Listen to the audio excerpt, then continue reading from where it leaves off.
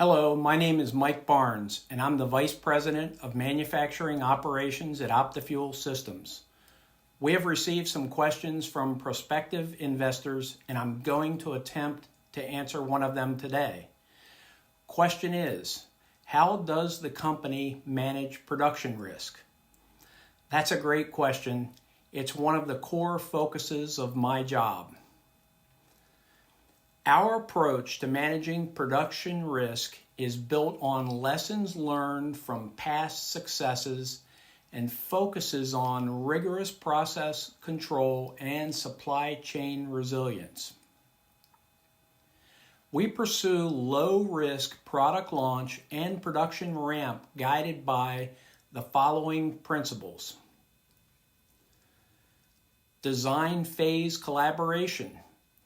Engineering, manufacturing, and supply chain teams will collaborate to ensure manufacturability, producibility, and effective supply chain strategies before prototyping, optimizing costs and lead times for OptiFuel's modules and end products.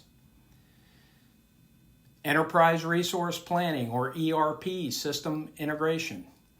Using an ERP system to manage material cost, production process routings, and supplier status ensures daily cost performance visibility through an earned versus burned approach. The ERP system also offers detailed schedule visibility and robust contingency planning capabilities, ensuring adherence to the planned delivery timeline. Rigorous supply chain qualification.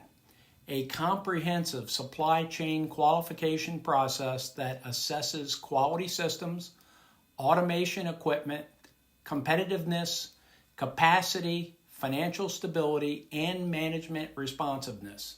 Supplier redundancy, establishing backup sources for both custom and commercial items to mitigate supply chain interruptions.